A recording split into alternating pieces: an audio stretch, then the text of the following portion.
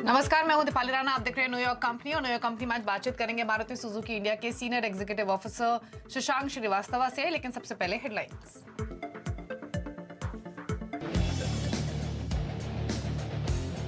नया रिकॉर्ड बनाने के बाद सेंसेक्स निफ्टी बैंक में मुनाफा वसूली हावी। ऊपर से निफ्टी बैंक करीब 350 अंक फिसला, लेकिन निफ्टी में आज कंसोलिडेशन 18,500 के पास सिर्फ 100 अंकों के दायरे में घूम रहा है इंडेक्स। मिड कैप्स में सबसे ज्यादा एक्शन, इंडेक्स 1% उछला।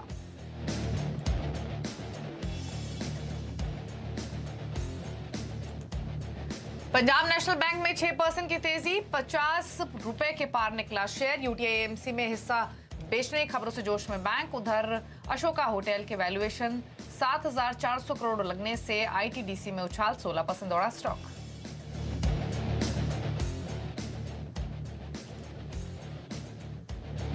ऑल टाइम हाइस पर पहुंचने के लिए शेयरों के बीच लगी रेस। रिकॉर्ड हाइस पर पहुंचे एस्कॉट्स, कुबोटा, आईआरएफसी और आरबीएनएल के स्टॉक्स। रियल्टी ऑटो स्टॉक्स में भी जोरदार तेजी।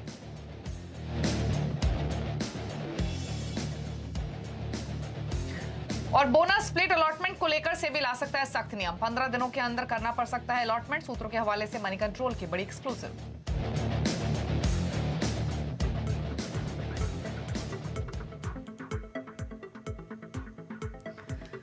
आप देख रहे हैं न्यूयॉर्क कंपनी और एक बार मार्केट का हाल देख लेते हैं। निफ्टी अगेन कंसोलिडेशन के फेज से गुजर रहा है और अभी भी एक टाइट रेंज में ट्रेडिंग होती हुई आपको दिखाई देगी। 18,500 के नजदीक बिल्कुल फ्लैट है। हल्का प्रेशर आपको दिखाई देगा निफ्टी बैंक और सेंसेक्स में। दोनों में नए रिकॉर्ड हाइज हमने प्रीवियस सेशन में आते हुए देखे थे और अब लाल निशान में कर रहे हैं ट्रेड। तो यहां पर थोड़ी सी नरमी आपको दिख रही है, लेकिन अगेन रेंज में ही बाकी इंडाइसेस भी कर रहे हैं ट्रेड। एक्शन कहीं है तो वो है मिड कैप स्मॉल कैप में। मिड कैप इंडेक्स 1% ऊपर है। Hotel stocks, NBFC stocks, PSU shares, PSU bank stocks, यहां तेजी बनी हुई है जोरदार। पीएसयू बास्केट तो पूरी रुकने का नाम नहीं ले रही है और नवंबर की शुरुआत से ही हमने यहां पर काफी बाइंग इंटरेस्ट आते हुए देखे हैं। तो पीएसयू पॉकेट एक है जहां पर ज्यादा एक्शन है। गाबा साहब है हमारे साथ, क्विकली उनसे एक इंडेक्स पर राय ले लेते हैं और उसके बाद मारुति सुजुकी की मैनेजमेंट से भी बातचीत करेंगे। गाबा साहब, रिमेनिंग सेशन के लिए क्या व्यू रहेगा? सुस्ती तो दिख रही है, रेंज क्या रहेगी निफ्टी बैंक निफ्टी के लिए? निफ्टी बैंक निफ्टी के लिए निफ्टी मुझे लगता है कि जैसे कि मैंने बताया निफ्टी में थोड़ा एक प्रॉब्लम है। निफ्टी में जो सपोर्ट है 14,450 के आसपास है। बैंक निफ्टी में देखा जाए तो वहां पर थोड़ा डाइवर्जन है, क्लैरिटी नहीं है। यहाँ मेक और ब्रेक जोन है, इसलिए बैंक निफ्टी और निफ्टी जब तक डाइवर्जन क्लियर नहीं होता निफ्टी और बैंक निफ्टी अवॉइड कर देना चाहिए। निफ्टी में एक अप मूव मिल सकता है लेकिन बैंक निफ्टी में क्लैरिटी नहीं है। ओके, तो ये राय है निफ्टी बैंक पर। निफ्टी बैंक अब 100 अंक नीचे कारोबार कर रहा है डे लो पर, लेकिन जहां से खुला वहां से धीरे धीरे नीचे आया है। रिकॉर्ड हाइस के बाद थोड़ी सी प्रॉफिट टेकिंग आपको दिखाई दे रही है। मिड कैप्स में हालांकि काफी सारे स्टॉक्स जो एक्शन में फिलहाल कारोबार करते हुए आपको दिखाई देंगे। एक राय आईआरएफसी पे भी ले लेते हैं। आरबीएनएल, आईआरएफसी, ये उस कैटेगरी के शेयर्स हैं गाबा साहब जो आम तौर पे इस तरीके से चलते नहीं है जैसे चल रहे हैं। रिकॉर्ड हाइस पर आ चुके हैं, लगातार खरीदारी है, वॉल्यूम्स भी अच्छे हैं। क्या व्यू दोनों ही शेयर्स पर? टीटीसी की बात करें तो यहाँ पर साइडवेज जोन पर है। एक एक ट्रिगर की जरूरत है, वो ट्रिगर मिलेगा 730 से पार कर लेगा। जब तक 730 पार नहीं करता ट्रिगर नहीं मिलने वाला। तो बेस्ट अवॉइड आईआरसीटीसी। ओके, और आरबीएनएल पर आपके कमेंट्स क्या हैं? आरबीएनएल, यस, ये रेल विकास। आरबीएनएल का मैं चार्ट निकाल देता हूँ यहाँ पर। आरबीएनएल काफी दौड़ चुका है, 6970 पर ट्रेड कर रहा है। इसमें अगर डिप मिलती है बाइंग अपॉर्चुनिटी है। इतना बता सकता हूँ 5560 ये जोन है आरबीएनएल पे। यहाँ पर अगर मौका मिलता है तो खरीदारी का मौका रहेगा for medium to long term. Structure बढ़िया है, इनफैक्ट डिप बाय डिप्स इतना कह सकते हैं। गावा साहब, इनफैक्ट पहले भी मैंने आईआरएफसी का जिक्र किया था, आईआरसीटीसी का नहीं। आईआरएफसी भी आरबीएनएल के साथ साथ चल रहा है। तो अगर आप आईआरएफसी के चार्ट्स देख सकें तो उस पर अपनी राय दीजिए। बिल्कुल, वो 31 पे ट्रेड कर रहा है आईआरएफसी। बहुत बढ़िया ब्रेकआउट मिला है आईआरएफसी में 25-26 के आसपास। यहाँ पर बाई मोड पर है, लेकिन यहाँ पर खरीदने का मौका नहीं है। डिप मिलता है तो खरीदना चाहिए, लेकिन टाइम फ्रेम बढ़ाना चाहिए 3 मंथ्स टू 6 मंथ्स। मुनाफा अच्छा देगा। बाय एंड होल्ड स्टॉक है आईआरएफसी। तो IRFC buy and hold stock आज भी 1.5% ऊपर ट्रेड कर रहा है 31.40 रुपए के लेवल्स पर, लेकिन लगातार हमने इस स्टॉक में बाइंग इंटरेस्ट आते हुए देखे हैं। ये वो स्टॉक्स है जहां पर लगातार हमने एक अच्छी बाइंग होते हुए देखी है। इनफैक्ट भेल का स्टॉक दोबारा दिखाएंगे तो ये अभी भी डे हाइस पर ही ट्रेड कर रहा है। 8% की तेजी के साथ दिन के ऊपरी स्तरों पर यह स्टॉक आकर कारोबार करते हुए। एक बार पंजाब नेशनल बैंक को दोबारा ले आते हैं। ये स्टॉक भी अगेन डे हाइस पर ही आ चुका है और 6% की मजबूती के साथ कर रहा है कारोबार, लेकिन गाबा साहब से भी हमने इस पर राय ली भी थी। एक स्टॉक पे और चर्चा कर लेते हैं, वो है मिधानी का, मिश्र धातु निगम। यहाँ भी हमने स्लोली एंड ग्रेजुअली बाइंग आते हुए देखिए अगर कुछ प्रीवियस सेशंस की बात करें तो, लेकिन आज के सत्र में 4% प्लस गेंस ये दिखा रहा है 235 236 के लेवल पर। गावा साहब एक बार देखिए स्टॉक को, फिर बताइए आपका व्यू क्या है। स्टॉक का नाम रिपीट करेंगे प्लीज। मिधानी, मिश्र धातु निगम। सॉरी, स्टॉक का आप रिपीट करेंगे। गावा साहब मिधानी की बात हो रही है, मिश्र धातु निगम। बेसिक चार्ट स्ट्रक्चर बढ़िया है। एक करेक्शन आया था, करेक्शन के बाद एक अपमूव मिला है मिश्र धातु में। 230 में स्ट्रॉन्ग सपोर्ट जोन है, 250 तक जा सकता है। मैं कहता हूं बाय एंड होल्ड। 250 में एक फर्स्ट रेजिस्टेंस है, लेकिन इसका लॉन्गर टर्म चार्ट देखें तो मुझे पसंद है। 260 और 270 भी एक पॉसिबिलिटी है मिश्र धातु में। It's a buy and hold stock. Okay, buy and hold stock Midhani.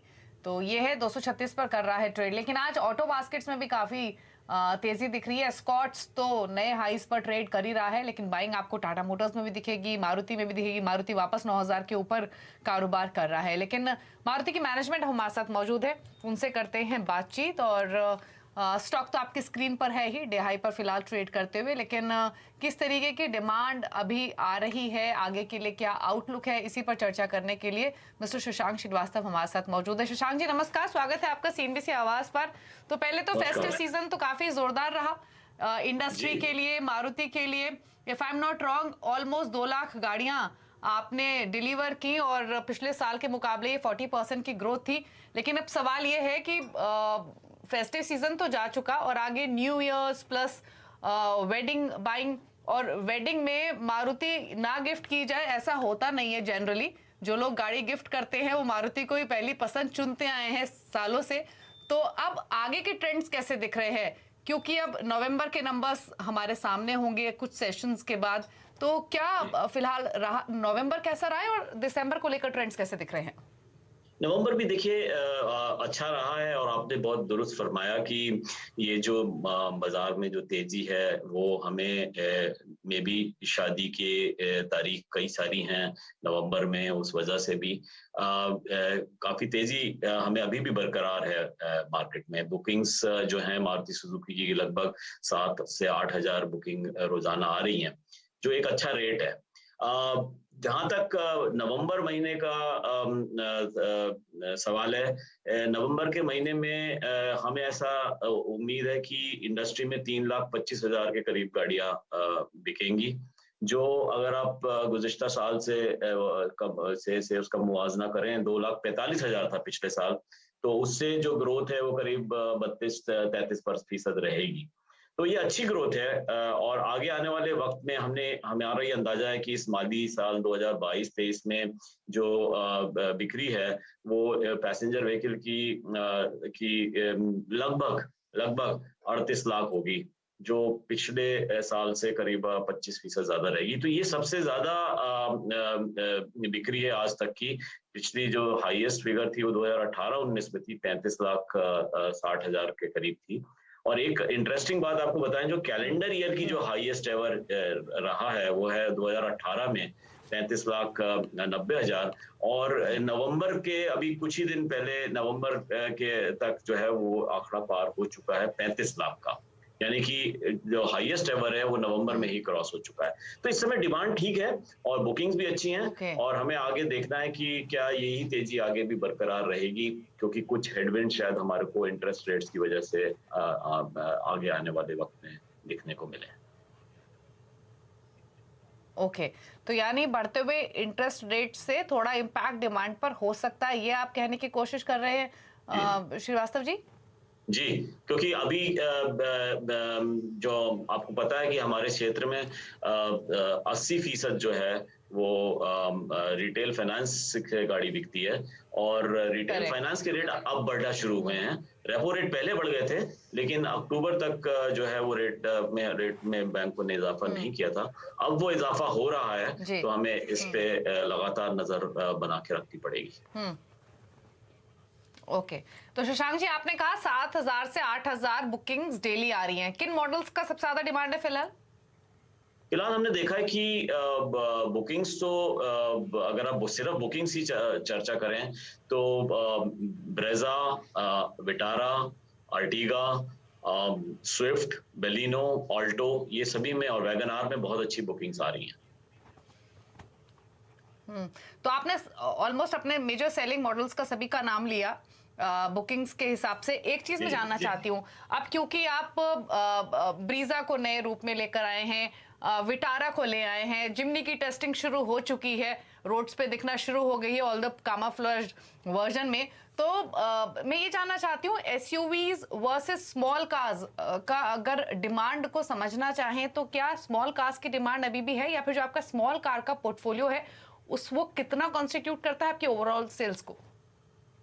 देखिए, अगर आप पूरी इंडस्ट्री की अगर जहां तक बात करें तो उसमें करीब 36 से 37% के दरमियान जो है वो हैच का यानी छोटी गाड़ियों का हिस्सेदारी है, और एसयूवी की हिस्सेदारी लगभग 42% हो गई है।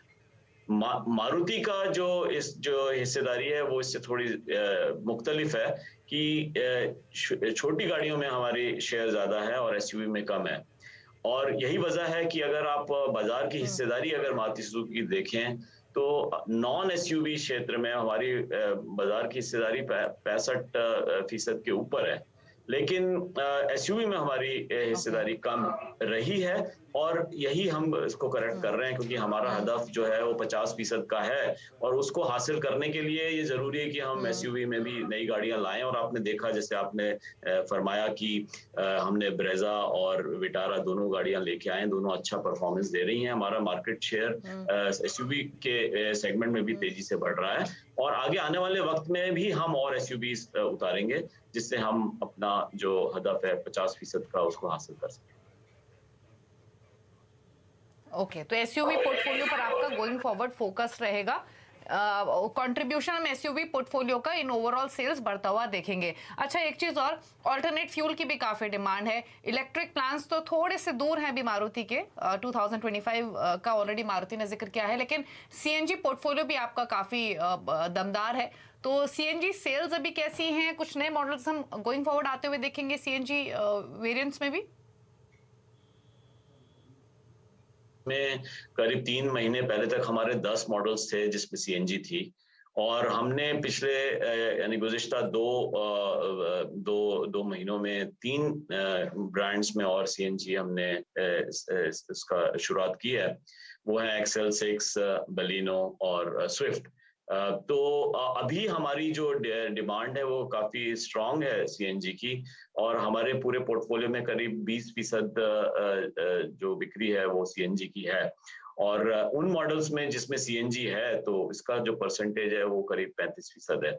अच्छी डिमांड है, हालांकि गैस की प्राइसेस बढ़ी हैं पिछले कुछ दिनों में, और फिर भी जो रनिंग कॉस्ट है सीएनजी की वो बहुत कॉम्पिटिटिव, और यही वजह है कि हम उसमें भी लगातार वॉल्यूम्स में इजाफा देख रहे हैं। पिछले साल ये एवरेज करीब 16-17 हजार था, हमने करीब 2,30,000 गाड़ी बेची थी पिछले साल, जो हमें लग रहा है कि इस साल करीब 3.25 लाख या 4 लाख के दरमियान हम गाड़ी बेचेंगे सीएनजी की।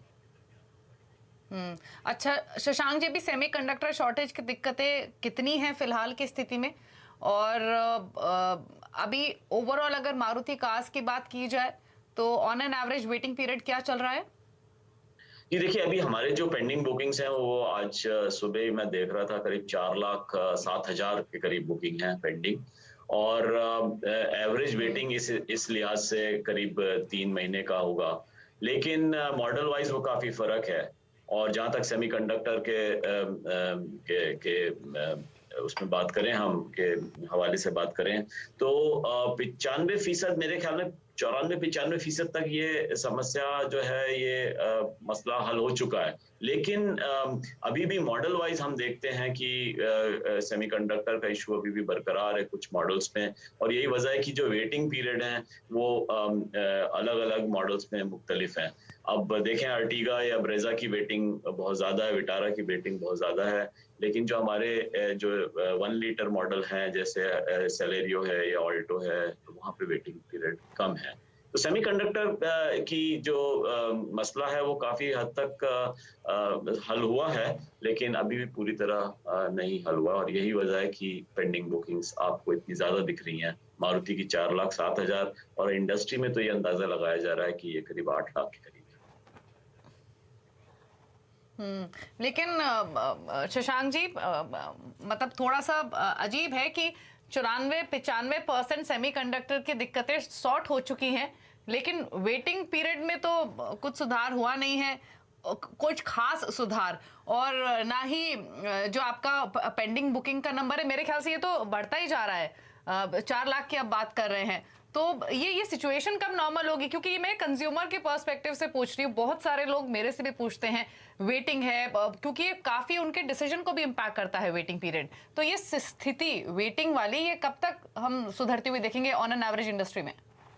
देखिए, मैं आपको एक चीज़ बताऊँगा, माज़रत से आपको बताता हूँ कि ये जो आपने फरमाया है वो पूरी तरह दुरुस्त नहीं था, क्योंकि कई मॉडल्स, और मैंने वो मॉडल्स आपको बताए भी, वो ऑल्टो है, वैगन आर है, सेलेरियो है, इग्निस है, एस्प्रेसो है, कई ऐसे मॉडल्स हैं जहाँ पे वेटिंग पीरियड कम हुए हैं, और ये इसी वजह से कम हुए हैं क्योंकि जो सेमीकंडक्टर की सप्लाई है वो बेहतर हुई है, और इसी वजह से प्रोडक्शन भी बेहतर हुआ है। हाँ, कुछ मॉडल्स ऐसे हैं, और वो मॉडल्स हैं Ertiga, XL 6, Swift, Wagon R, Brezza, Vitara, ये खरीदते हैं ना? जी, तो वो नहीं खरीदते के हिसाब से अगर आप देखें तो जो टॉप 4 मॉडल्स हैं इंडस्ट्री में दीपाली जी, वो सारी छोटी गाड़ियां हैं। नंबर 1 आप अगर अक्टूबर का ही महीना देखें, नंबर 1 ऑल्टो थी, नंबर 2 वैगन आर थी, नंबर 3 बलिनो थी, नंबर 4 स्विफ्ट थी। चारों छोटी गाड़ियां हैं। तो गाड़ियों के वॉल्यूम्स के से अगर मुवाजना करें तो हाँ, ऐसा लगता है कि कुछ गाड़ियों में जो सप्लाई है वो कम है, और उसको भी हम लोग कोशिश कर रहे हैं दूर करने की, और आगे आने वाले वक्त में मुझे उम्मीद है, बल्कि यकीन है कि बहुत जल्दी हम जो है उस वेटिंग पीरियड को कम करने में कामयाब होंगे।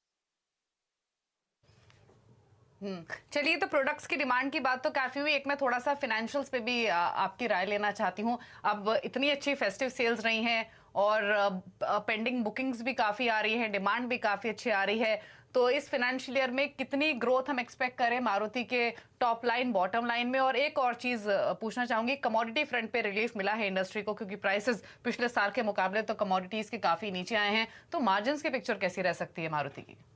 जी, आपने ये जो तिमाही पिछली जो निकली है यानी Q2, उसकी अगर आपने जो रिजल्ट्स हैं वो आंकड़े आपने देखे होंगे, उसमें मार्जिन में बेहतरी हुई है, और उसकी बुनियादी वजह यही है कि जो कमोडिटीज की जो प्राइसेस हैं उसमें थोड़ी सी सॉफ्टनिंग आई है। ये बिल्कुल सही बात है, लेकिन अगर आप उसका आज की तारीख का जो कमोडिटीज की जो प्राइसेस हैं उसका अगर आप मुवाजना करें 2 साल के पहले की, तो आप देखेंगे कि अभी भी वो काफी हाई हैं। मैं आपको मिसाल के तौर पे स्टील का एक बताता हूँ कि स्टील एक बहुत इंपॉर्टेंट कमोडिटी, बहुत अहम है ऑटो इंडस्ट्री के लिए। करीब 40 रुपए किलो का स्टील होता था, हमारा जो इनपुट कॉस्ट थी, जो 82 रुपए तक गया और थोड़ा सॉफ्टन हुआ है हाल के कुछ दिनों में, और वो अभी 68 रुपए तक पहुंचा है। तो 68 रुपए का अगर आप उसको कंपेयर करें 40 रुपए से, तो अभी भी काफी हाई है। और वही हाल आप देखें कॉपर का, कॉपर में तो उतनी कमी हुई भी नहीं है, $5,000 से वो अब $10,200 तक गया था, अभी शायद $9,400 के दरमियान है। और वही कहानी आप एल्यूमिनियम और प्लास्टिक्स में तो बल्कि कमी हुई नहीं है। तो ऐसा नहीं है ये कि अगर 2 साल के पहले से अगर आप कंपेयर करें तो जरूर अभी भी कमोडिटी प्राइसेस हाई हैं, और कुछ क्वार्टर्स में हाँ कम हुआ है, पिछले क्वार्टर में भी कम हुआ है, और हमें उम्मीद है कि आगे भी इसका पॉजिटिव इफेक्ट रहेगा मार्जिन के ऊपर। ओके।